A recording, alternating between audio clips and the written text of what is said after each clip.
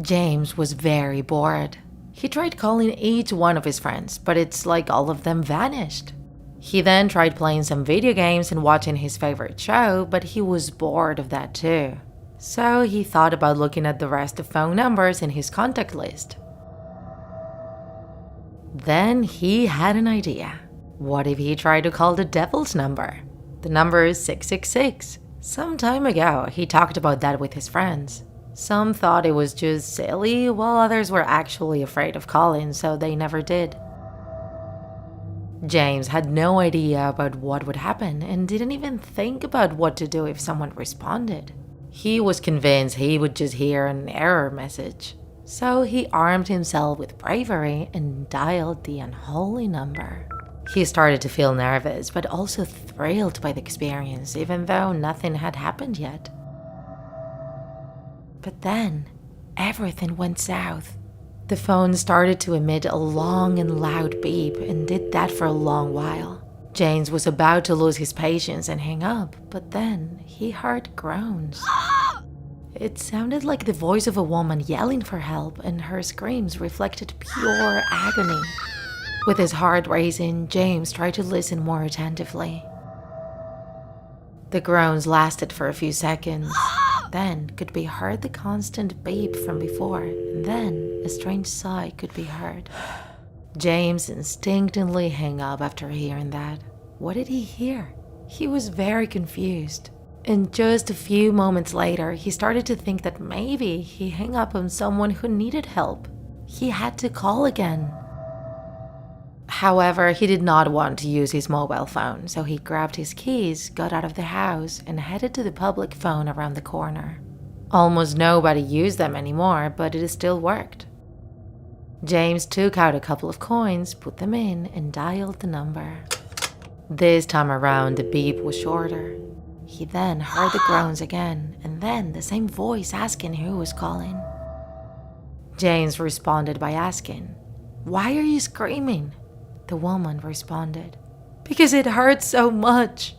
And even though he tried to keep talking to her, he could only hear groans and screams. Then, a few seconds later, the line went dead.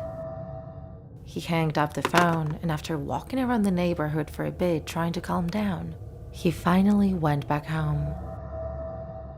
James was terrified, and he suddenly felt a pressure on his chest that made him almost unable to breathe. Once home, he tried to open the front door, but he couldn't. For some reason, his key wasn't working, and he tried so many times that he ended up breaking it.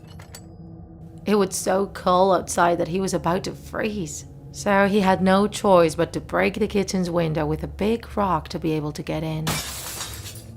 James then took a hot shower and went to bed, but woke up in the middle of the night covered in sweat.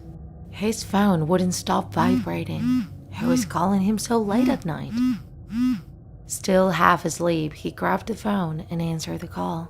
All he could hear was a strange breathing, and suddenly a voice started to count down from the number 666.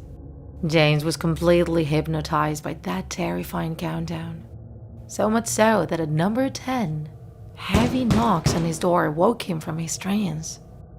It was just his neighbor who had an emergency and needed money.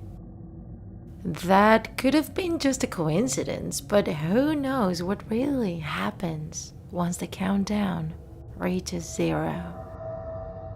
Hey there, TikTokers! A few years ago, calling the devil's number became a fad, and many fell for the mass hysteria surrounding this challenge. The fear was real.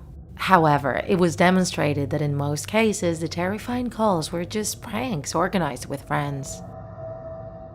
For instance, some people would rename one of their phone contacts as 666. So when they filmed themselves, the number 666 would appear on the screen, but they were actually just calling a friend with whom they agreed on what to do beforehand.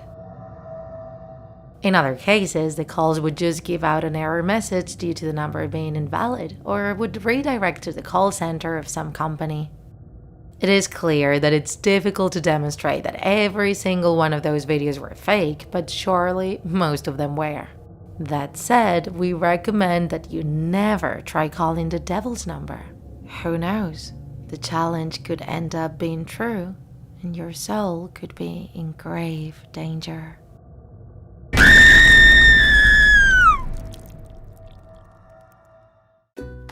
If you enjoyed this video, don't forget to like it, and if you want to see more Draw My Life videos, subscribe to our channel.